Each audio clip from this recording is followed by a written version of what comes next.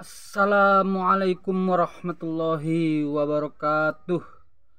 Berjumpa kembali bersama channel Al Husain yang membaca kisah sejarah yang tokoh-tokoh di Nusantara. Pada sore hari ini menjelang berbuka puasa, saya akan melanjutkan bacaan berkaitan buku sejarah yang ditulis oleh Profesor Dr. Buya Hamka yang berjudul Perbendaharaan Lama. Memasuki bagian kedua, bab pertama. Selebar daerah pertemuan.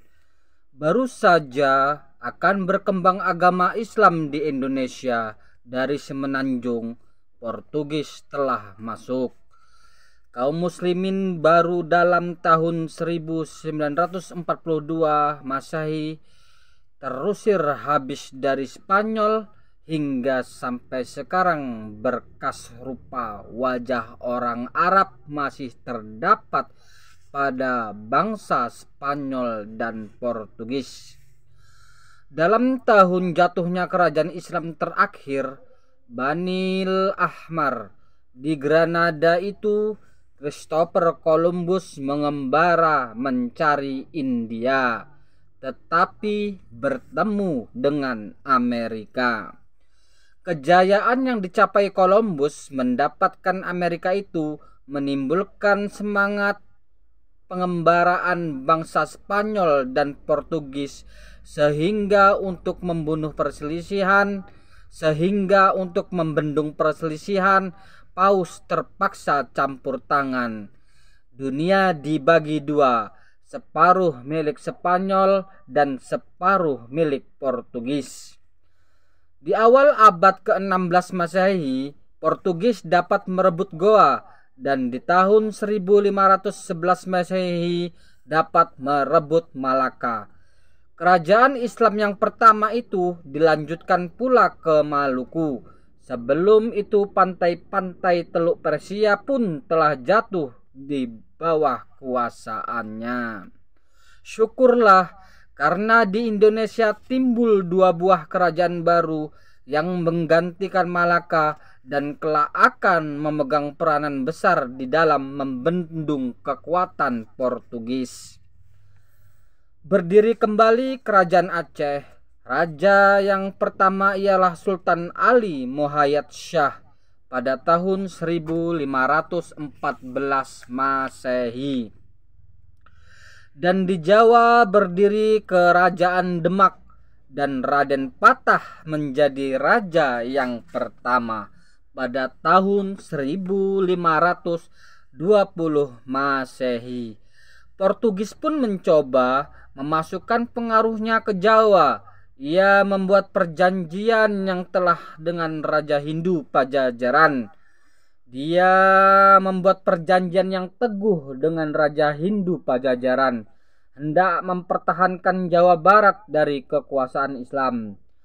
Batu bersurat tempat melukiskan ini, perjanjian persahabatan itu belum puluhan tahun berselang ditemukan oleh orang di Prinsenstraat, Jalan Prinsen di daerah Mangga Besar, Jakarta. Raja Hindu Pajajaran meminta bantuan Inggris mempertahankan daerahnya dari serbuan orang Islam. Akan tetapi sebelum maksud itu berhasil, pahlawan Valetehan Fatilah telah dapat menduduki Sunda Kelapa dan kemudian ditukarnya nama menjadi Jayakarta.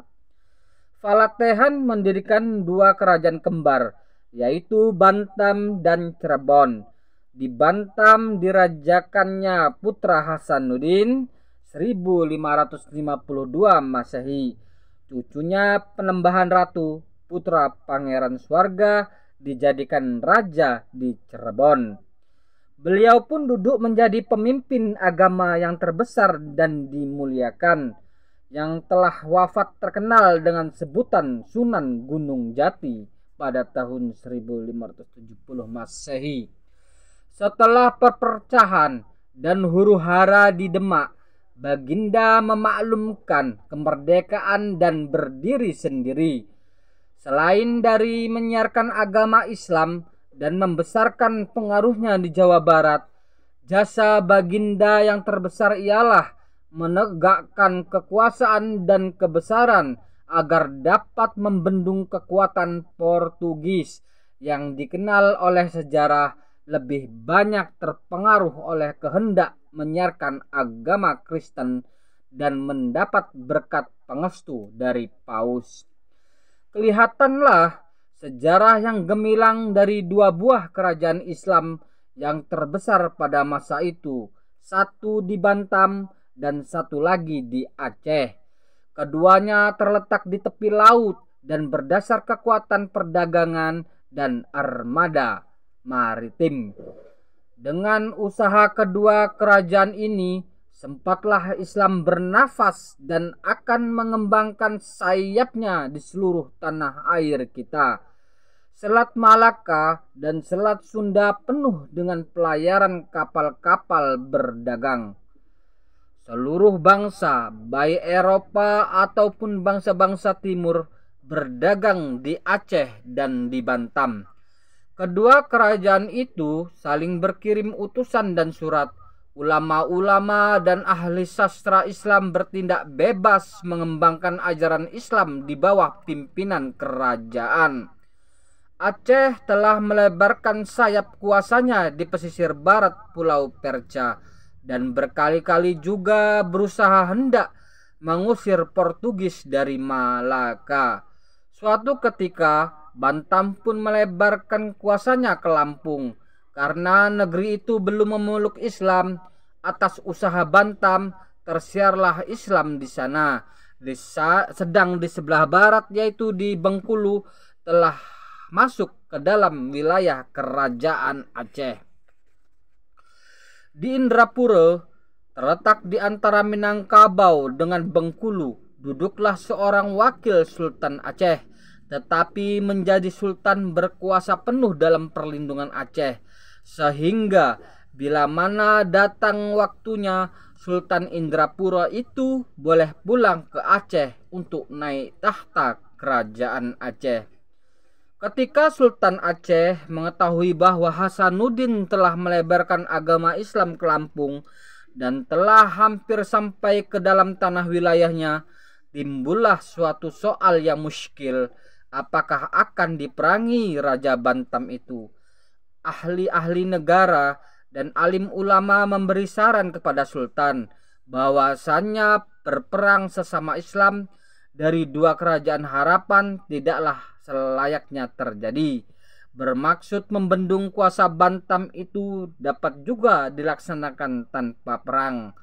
Putuslah mufakat mengirimkan seorang utusan ke Lampung menyambut dan mengelu-elukan